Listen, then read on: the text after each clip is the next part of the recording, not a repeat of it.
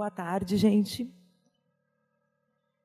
Bem, a minha missão aqui vai ser um pouco árdua. Primeira palestra depois do almoço. Espero tentar mantê-los acordados, né? Mas vamos, vamos tentar. O tema é interessante, vou tentar deixá-lo bem legal. Fui convidada para falar sobre as doenças mentais no trabalhador. Então, a gente vai falar um pouquinho sobre isso e trocar uma ideia. É para ser uma coisa bem descontraída, uma conversa mesmo. A gente tem uma troca aqui. Primeiro, né, para a gente falar de doença, vamos falar de saúde. Então, assim, o que é a saúde mental? Não tem um conceito definido, nem a OMS ela define um conceito sobre saúde mental. Tem muitas influências culturais, socioambientais, vai muito além da ausência de doença.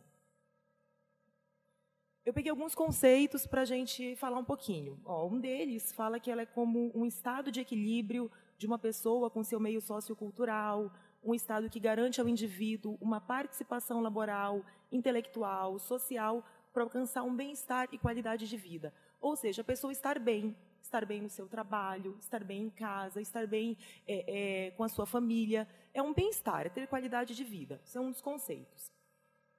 Achei um outro. É um estado de bem-estar emocional, psicológico, mediante o qual o indivíduo é capaz de fazer uso de suas habilidades emocionais, cognitivas e funções sociais, e de responder às solicitações ordinárias da vida cotidiana. Então, assim, traduzindo isso, é aquela pessoa que está dando conta, está conseguindo trabalhar, está conseguindo manter-se bem na sua família, está fazendo tudo isso, dando conta dos problemas, dos estressores do dia a dia, e mesmo com isso ela está se sentindo bem. Existem alguns critérios, que está até na página do governo do Estado, da parte de saúde, critérios para a saúde mental. Atitudes positivas em relação a si próprio, aquela pessoa que é positiva, que tenta enxergar as coisas por um lado bom. Crescimento, desenvolvimento e autorrealização. Então, quando você está progredindo, seja no seu ambiente familiar, seja na sua carreira, isso tende a melhorar o seu bem-estar. Integração e resposta emocional, você está bem inserido, bem colocado no seu meio de trabalho, de estudo.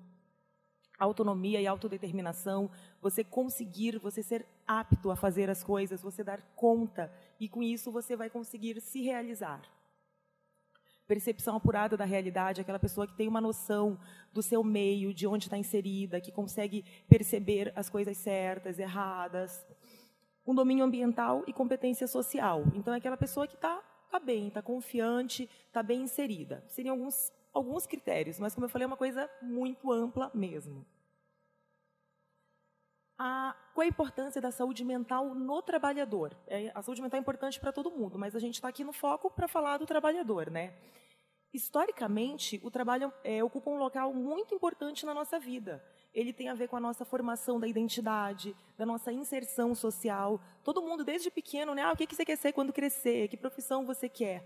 Então, é uma coisa que faz parte da vida de todos nós, desde muito cedo. E é muito importante a gente ter um equilíbrio entre as nossas expectativas de atividade e a concretização das mesmas, realizar. Eu desejo ser um astronauta. Nem sempre você vai conseguir realizar isso. E essa não realização dos sonhos pode vir acompanhada de frustração. No século XIX, pegando um histórico, começou a aparecer a medicina do trabalho. Então, tinham serviços médicos dentro das organizações trabalhistas. Aí vocês podem pensar, poxa, que legal, né? Estavam pensando no trabalhador. Não, não estavam. O foco era o trabalho. Então, vamos manter um médico, vamos manter uma clínica lá para aquele trabalhador estar bem e estar rendendo. Ninguém estava preocupado com aquele trabalhador quanto uma pessoa, quanto ao bem-estar dele. Mas começaram a olhar, pelo menos, para a saúde dele. Durante as décadas de 80 e 90, começou a ter, tanto na indústria quanto no comércio, muitos problemas de saúde. Começou a ficar em voga a doença no trabalhador, que daí questão de intoxicações, perdas auditivas, problemas de pele, a questão de LER, lesões por esforço repetitivo. Isso começou a aparecer muito e ficar muito na mídia. Então, assim, começaram a ver, nossa, o trabalhador está adoecendo. Na década já de 90 e 2000, começou a esse foco dessas doenças físicas mudarem um pouquinho para a parte da saúde mental. Começaram a ver que, além desses problemas físicos, esse trabalhador estava ficando mentalmente doente, com depressão, com ansiedade, com estresse. começou a mudar um pouquinho esse perfil desse adoecimento. Na verdade, já tinha, mas ficou muito mais em voga. Pegando um pouco mais do histórico, com a crise econômica que vem se alastrando desde 2008, ainda estamos nesse processo, começou a ter muita falência, empresas fechando, demissão, diminuição de vagas. Isso tudo faz o quê? Aumenta a pressão nesse trabalhador. Seja o trabalhador que está fora do mercado, que está desempregado, que tem uma pressão muito grande de voltar ao mercado, de trabalhar, de sustentar a sua família, quanto a pessoa que está trabalhando com medo de perder o emprego, que está trabalhando, às vezes, sobrecarregado. Está acontecendo uma redefinição do mercado de trabalho. Muitas pessoas tiveram que aprender a fazer coisas novas, tiveram que aprimorar qualidades que nem elas sabiam que tinham para poder estar trabalhando, para poder conseguir fazer alguma atividade laboral com rendimento.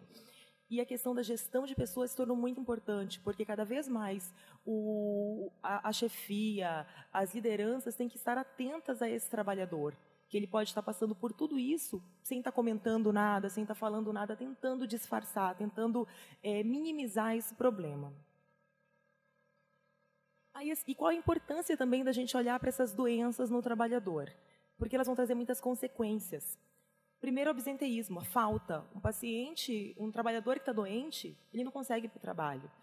Nesse artigo que eu peguei, não cita, mas a gente já tem bastante citado também na literatura a questão do presenceísmo, que é o trabalhador que está no seu local de trabalho e não rende. A cabeça dele está longe, ele está mal, então ele vai para não ganhar falta, com medo de perder o trabalho, mas é como se ele não estivesse lá. Isso é um grande problema também.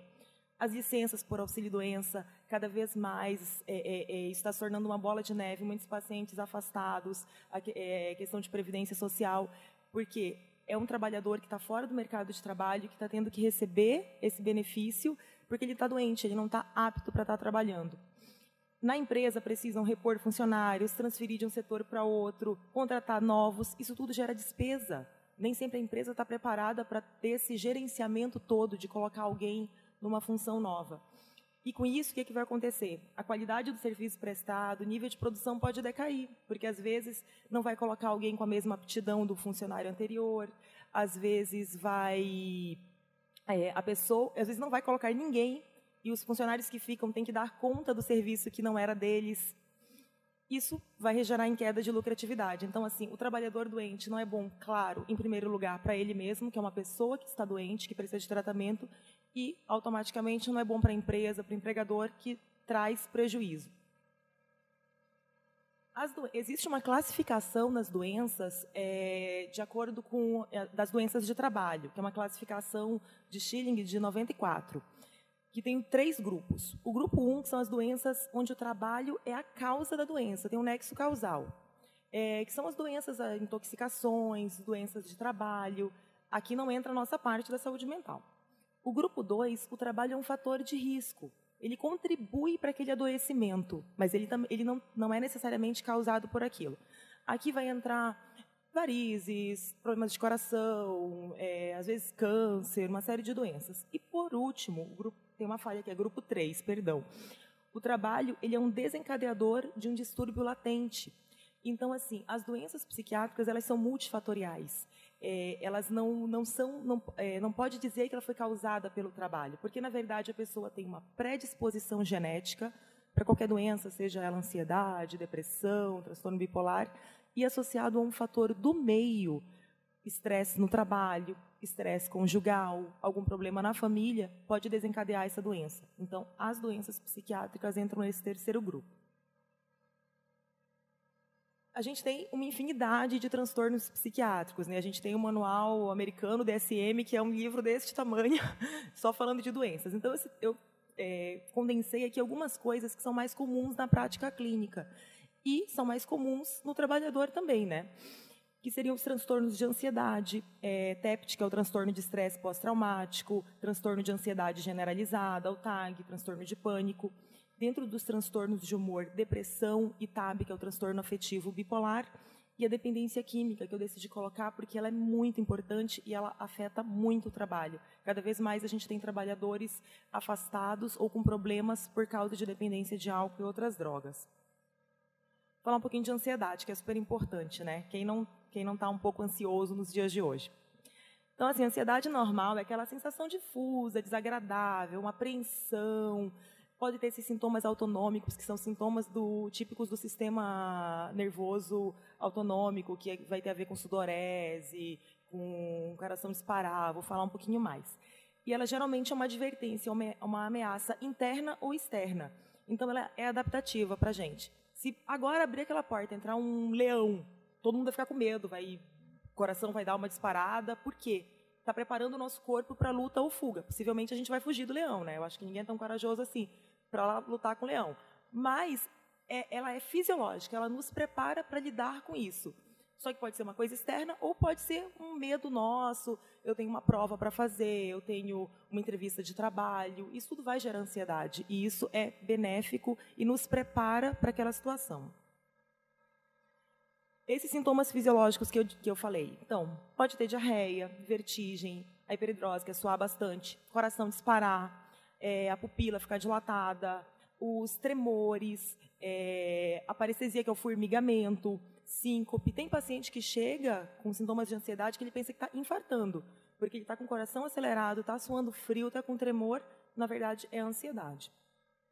Confusão e distorção das percepções. O paciente, quando ele está numa crise dessa de ansiedade, às vezes ele não sabe direito onde que ele está, que dia é hoje, o que eu estou fazendo aqui. Isso é muito comum acontecer.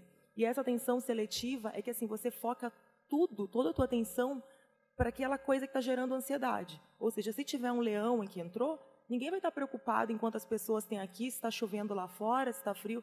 Você vai colocar toda a tua atenção naquele perigo, naquele fator de perigo. No caso, o leão, que a gente deu o exemplo.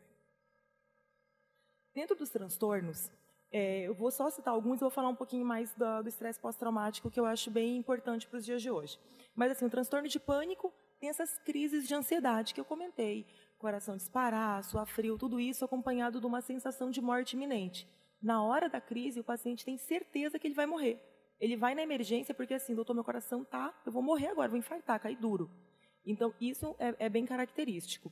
E a agorafobia é principalmente aquele indivíduo que tem esses ataques em locais com muita gente, em aglomerações. Isso pode predispor essas crises. Fobias específicas, que tem pessoas que têm o pânico de andar de avião, elevador, são casos específicos que ela tem esses sintomas de ansiedade frente a essas situações específicas. A fobia social, que é aquele medo de se expor ao público. Com certeza, se eu fosse uma fóbica social, eu não estava aqui falando para vocês. Porque o fóbico social ele não consegue se expor, se sentir avaliado. Então, ele não consegue falar em público, comer em público. Nada que ele se exponha, que ele sinta que tem pessoas o avaliando. E o transtorno de estresse pós-traumático, que ele é um distúrbio que ele acontece com uma resposta tardia, atrasada de um evento estressante.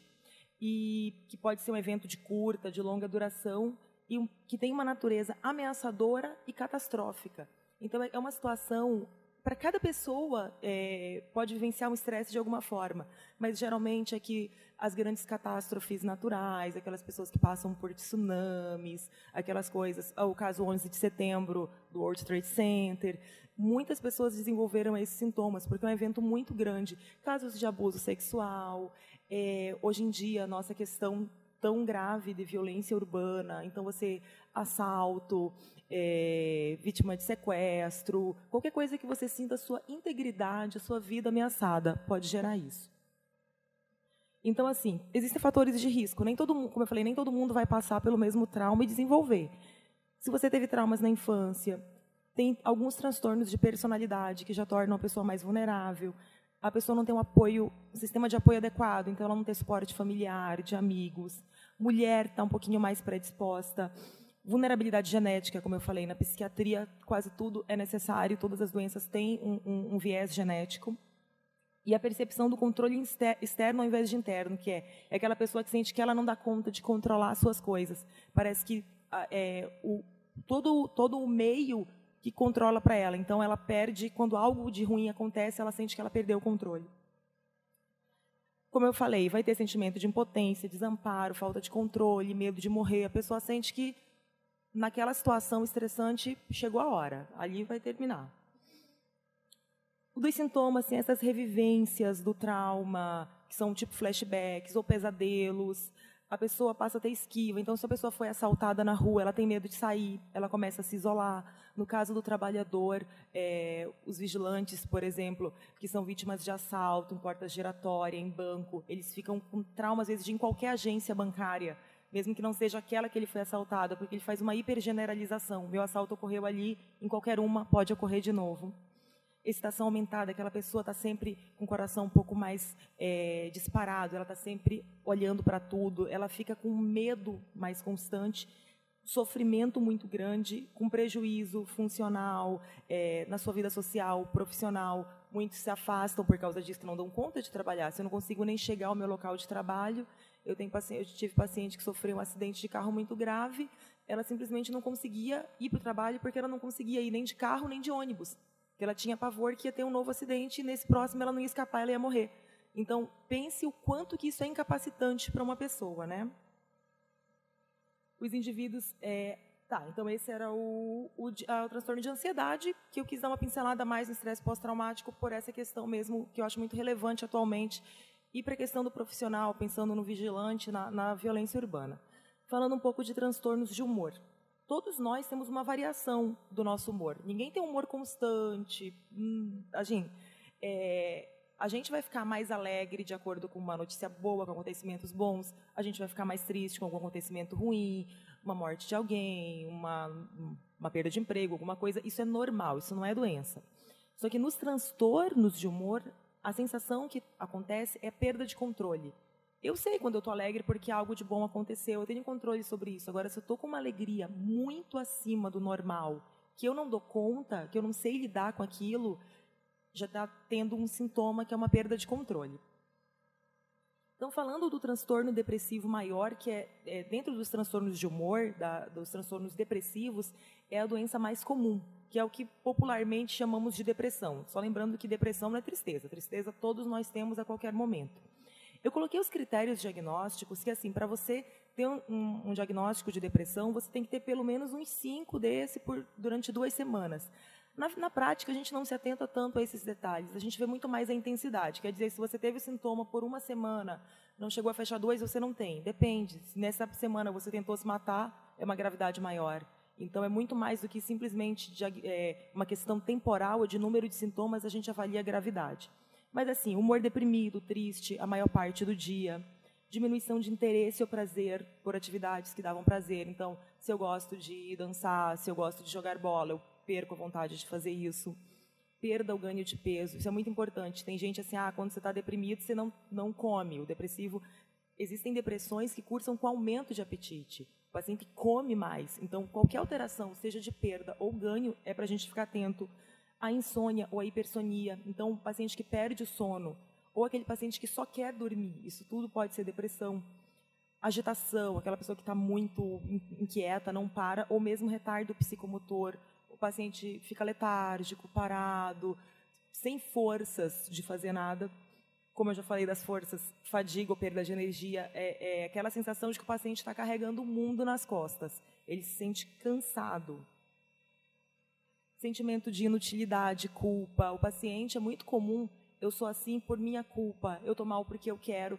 E além dele, porque ele tem um meio todo falando isso. As pessoas, né, sempre tem algum amigo, algum familiar, nossa, sai dessa, vai lavar uma louça que passa isso, frescura. Então, a pessoa já tem isso inserido nela. Com o meio falando, nossa, não tem... A tendência é aumentar muito mais a culpabilização do paciente. Capacidade diminuída de pensar, de concentrar, de decidir alguma coisa. Isso é uma coisa que atrapalha muito o trabalho, porque a maioria dos trabalhadores acaba tendo dificuldade na concentração durante o trabalho, acaba isso gerando queda na produtividade, na qualidade do seu trabalho. Então, isso é uma coisa que os pacientes relatam muito, que eles percebem isso no ambiente de trabalho.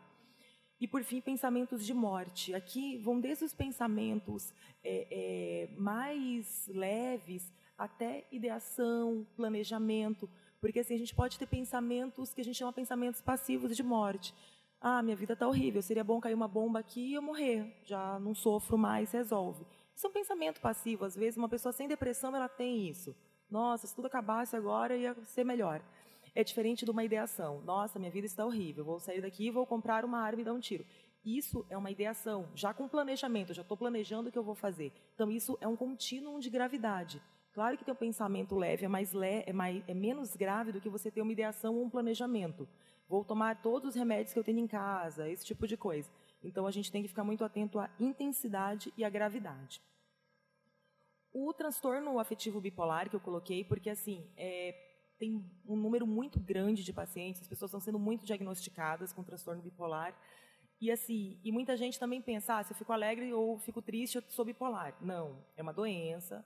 E assim, essa doença que cursa com os episódios depressivos, todos os itens que eu falei, e tendo pelo menos um episódio maníaco, que não é simplesmente uma felicidade. Nesse episódio maníaco, o humor ele fica anormal e mais elevado, mais para cima, expansivo, pelo menos uma semana. Não é só uma alegria, é uma elevação do humor muito grande, desmotivada. Assim, claro, se você ganhar na Mega Sena, você vai ficar extremamente feliz e com todo motivo, eu também ficaria. Mas sem uma causa aparente. Autoestima inflada, grandiosa, o paciente na fase maníaca, ele é o cara. Ele tem certeza que ele é o cara, ele pode tudo, ele é mais inteligente, ele é mais bonito, ele é mais rico que todo mundo. Ele tem esse ego super inflado. Redução da necessidade de sono. Tem pacientes durante esse curso que ficam sem dormir, dormem 3, 4 horas por noite, está suficiente. Mas não é aquela insônia, é falta de necessidade de sono. Essas 3 horas foram suficientes. No dia seguinte, ele está lá rendendo, produtivo, com o cérebro a 1000 por hora.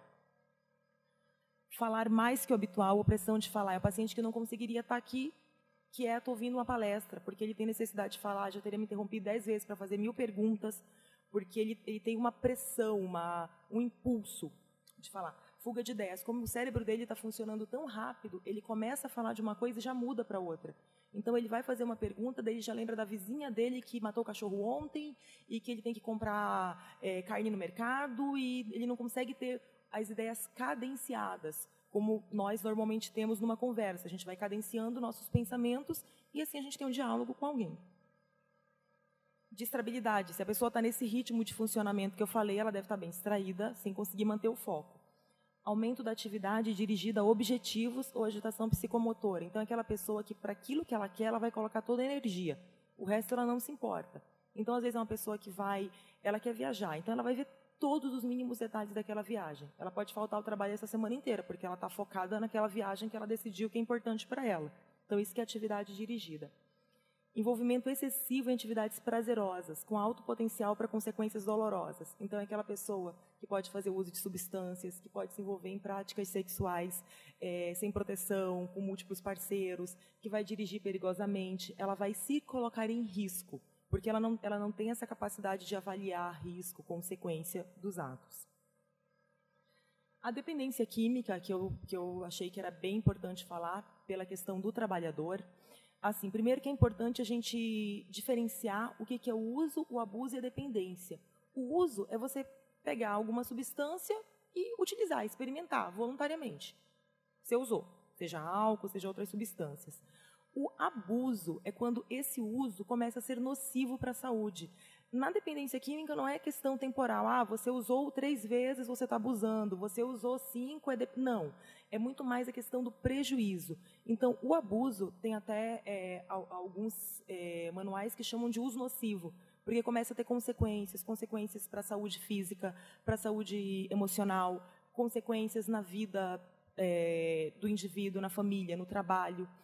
E a dependência, por fim, ela vai cursar com perda de controle. É o principal fato que a gente sabe que um paciente está dependente de determinadas substâncias. Muitos pacientes que usam álcool, etilistas, não, mas eu bebo quando eu quero. Mas eu tomo todo dia porque eu quero todo dia. Mas se eu quiser, eu falei, então vamos tentar parar uma semana. Não, mas eu quero, não vou parar, não é porque eu não consigo. Geralmente, o dependente ele vai usando desculpas para não mostrar que ele está perdendo o controle. Então, não, está tudo sob controle. Eu uso todo dia, mas é porque eu quero. Eu tomo 1 litro de aguardente por dia, mas eu estou controlando isso. Mas a gente sabe que não está. Então, assim, algumas características da dependência. Como eu falei, a perda de controle do uso é aquela coisa, se eu tenho dinheiro, se eu tenho a substância, eu vou usar. Eu não consigo não usar.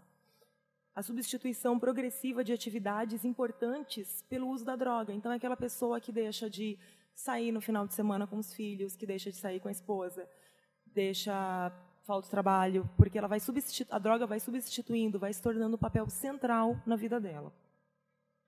Persistência no uso, apesar das consequências negativas. Então, é aquele etilista que já está com o fígado comprometido, já está entrando num estágio de cirrose, mas continua bebendo. É aquela pessoa que pode fazer uso de maconha, que está com problemas, está com esquecimento. Ela sente os problemas, mas ela não consegue parar, porque já perdeu o controle dela. E a questão da fissura, que na ausência da substância, a pessoa sente uma necessidade muito grande. E essa fissura, ela é tanto psíquica, o indivíduo tem a vontade de usar essa alteração de neurotransmissores, mas como ela é física, o paciente tem sudorese, tem mal-estar, ele tem uma necessidade física, o organismo dele pede mesmo a droga. E assim, qual é a importância disso para o trabalho? Porque o trabalhador que vai trabalhar intoxicado, que tem algum quadro de dependência, ele está muito mais propenso a se envolver em acidentes de trabalho. Ele vai ter, com certeza, uma queda na produtividade, no rendimento laboral dele, porque ele vai ter dificuldades do foco, de manter-se concentrado no trabalho. Vai ter muito mais a questão do absenteísmo. Um paciente que está num processo de dependência, ele falta ao trabalho muitas vezes, então isso traz também um prejuízo econômico muito grande, claro, para a vida dessa pessoa que precisa de tratamento, muito mais entendendo que isso também é uma doença, a dependência, né? E finalizando, eu vou falar do burnout, que na verdade assim, a síndrome do burnout ela não é uma doença que está descrita no CID, no manual americano do DSM, mas é um termo que vem muito sendo usado na mídia, então eu achei importante colocar. Tem o termo inicial veio do Staff Burnout de 1974, cunhado pelo Freudenberger, que era uma síndrome composta por exaustão, desilusão e isolamento em trabalhadores da saúde mental. Inicialmente, ele observou esse tipo de sintoma em trabalhadores da saúde mental, médicos, enfermeiros e outras especialidades. Com isso, foi cunhado esse termo do inglês, burnout, que seria esse esgotamento, né? Algo que acabou a energia, que é um processo iniciado devido a excessivo e prolongado nível de estresse no ambiente de trabalho. Então, o termo foi expandido muito mais para esse sentido. Existem várias concepções para a questão da etiologia, né, da causa, mas a sociopsicológica ela vai falar sobre as características do indivíduo associado ao ambiente dele e ao trabalho. E, com isso, vai vir os 3 grandes pilares da síndrome, que é a questão da exaustão emocional, distanciamento afetivo e a baixa realização profissional. Nessa exaustão emocional, geralmente o indivíduo com burnout está cursando com um quadro depressivo, ou pelo menos ele tem bastante sintomas depressivos. Ele está triste, cansado, desanimado, perdeu o prazer, perdeu o ânimo. Nessa questão do distanciamento afetivo, da despersonalização, é aquela pessoa que no seu ambiente de trabalho, ela está lá, como eu falei antes, está lá de corpo presente, ela não está conseguindo estar inserida, ela fica lá isolada, ela não interage com colegas, ela se sente não pertencente àquele meio. E, por fim, a baixa realização profissional, se ela está nesse estado todo que eu estou falando, é claro que ela está se sentindo que ali não é o lugar dela, que ela não está rendendo o quanto ela deveria, e que isso gera coisas sintomas negativos, traz sentimentos ruins para essa pessoa. E os fatores de risco, tem 4 grandes grupos. Os organizacionais têm muito a ver com a questão da organização do sistema de trabalho. Excesso de burocracia, dificuldade de comunicação entre trabalhador e chefia, às vezes mudança de setor sem ser previamente acordado com o funcionário. As questões individuais, a pessoa ter uma baixa autoestima, ela já está com sintomas mais depressivos, ela tem uma personalidade que já leve a esse tipo de sintomas. Em relação aos laborais, está muito relacionado ao tipo de trabalho que a pessoa exerce. Como eu falei, trabalhadores da área de saúde, trabalhadores que estão muito ligados ao público, o atendimento ao público. É muito relacionado também com cuidadores, pessoas que trabalham com cuidadores de idosos, cuidadores de pacientes com doenças crônicas, terminais, porque o trabalhador tem uma aproximação afetiva muito grande da pessoa cuidada. E isso, muitas vezes, ele não tem um preparo emocional para isso, e vai vir esse esgotamento. E sem contar também na parte laboral, trabalhadores de turno, que entra bastante, no caso, os vigilantes, e enfermeiras, né, trabalhadores por 36, ou só o turno da noite, que isso traz inversão, muitas vezes, do relógio biológico, do nosso ciclo circadiano. E os fatores sociais, você tem uma baixa rede de suporte, você não tem uma família suportiva que te ajude, você não está bem inserido socialmente, você se sentir não pertencente ao seu meio, seja a sua família, seja o seu meio laboral, você não tem esse suporte que te faz se manter mais seguro nisso. E, por fim, estamos na reta final, quando que a gente deve procurar um psiquiatra, né? Falei um monte de sintoma. Então, assim, com tudo isso que eu falei, nos primeiros sinais e sintomas de que algo não está certo, está na hora de procurar ajuda. E, assim, como é que você vai saber que algo não está certo? Pelas mudanças. Se você era uma pessoa muito feliz e começou a ficar mais em casa, sem vontade de fazer as coisas, se você se alimentava normalmente, começou a perder esse apetite, começou a perder peso, ou o inverso, ganhar, você mudou o seu padrão de sono, essas mudanças têm que fazer a gente ficar atento que algo está errado. É como se o organismo acendesse uma luzinha, sabe quando o carro acende a luz amarela, né? Tem algo para você ver. Então, é um sinal de alerta do teu corpo, que está para você procurar ajuda.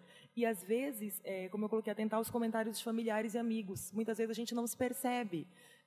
As mudanças, muito no começo, elas geralmente tendem a ser sutis.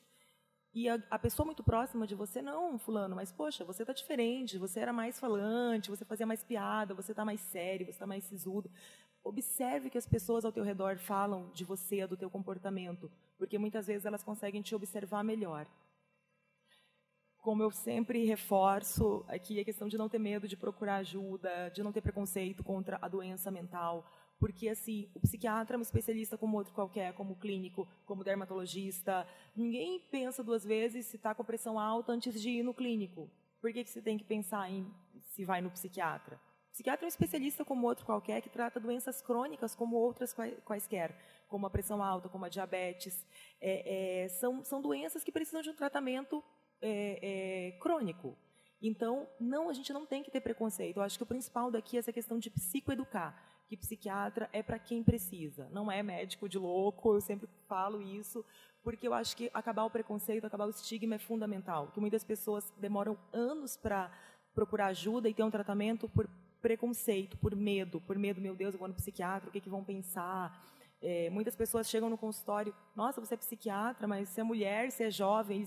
Até tem uma imagem do psiquiatra, aquele médico carrancudo, mais velho, porque já está inserido nesse preconceito, né? E, assim, a gente sempre tem que procurar prevenir. Claro, existem coisas que a gente não vai conseguir prevenir, porque as doenças têm essa etiologia, tem a genética, tudo. Mas o que a gente puder controlar do meio já é muito válido. Então, eu sempre coloco manter hábitos de vida saudáveis, prática de esporte. Já tem estudos mostrando que a prática regular de atividade física melhora sintomas depressivos e ansiosos, principalmente depressivo. Já está sendo até prescrito, alguns casos, junto com a medicação e com a terapia, a prática regular de atividade física. Alimentar-se bem, saudável, isso ajuda até a equilibrar a questão até dos neurotransmissores, então é super importante. Você ter lazer, momentos de lazer com a família, sair, fazer coisas que goste, ter um hobby, tirar férias. Eu pego muito no pé dos meus pacientes, porque muitas vezes, pela questão financeira, o paciente acaba vendendo as férias porque precisa de mais dinheiro, ao invés de tirar os 30 dias, tira menos. E isso o corpo precisa, o corpo e a mente precisam. As férias não estão ali de alegre. Então, mesmo que você não vá viajar, mas você ter esse momento de descanso, eu brinco, né, de não pensar em nada, isso é muito importante para manter a nossa saúde mental adequada. E buscar ser feliz, né, que eu acho que é o grande objetivo de todo mundo. O ser humano, ele é hedonista, ele busca o prazer, ele busca a felicidade. Eu acho que quanto mais se busca isso, é mais fácil de você encontrar. Então, é esse meu recado. Muito obrigada, que estão os meus contatos, e fico aberta para perguntas.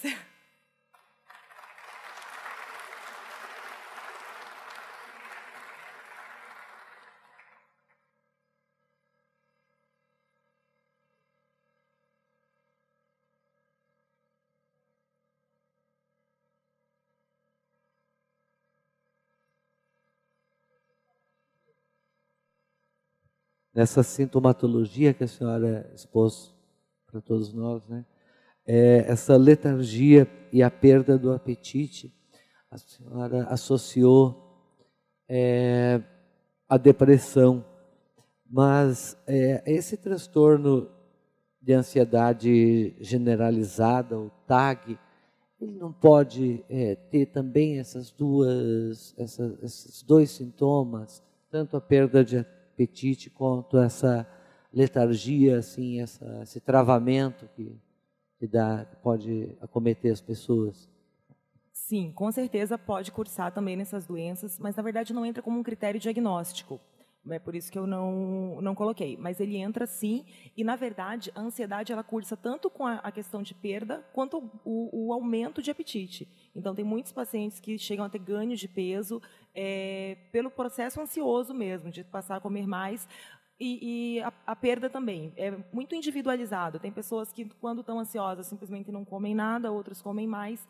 E, assim, a questão da letargia, no caso da ansiedade, do TAG, por exemplo, ao contrário da letargia, acontece uma hiperativação. O paciente com TAG, ele tende a ser hiperexcitável, a questão dele da atenção. Ele não é o ansioso, ele não está lá letárgico, quieto. Pelo contrário, ele está inquieto, ele está é aquela pessoa que não consegue muito ficar parada, se concentrar. Aquela inquietação dele interna tende a se mostrar externamente também. Então, assim, não é tão comum. Eu sempre brinco, não existe receita de bolo. Cada paciente é um paciente. Mas é muito mais comum o paciente estar mais hiperativado do que letárgico, o ansioso.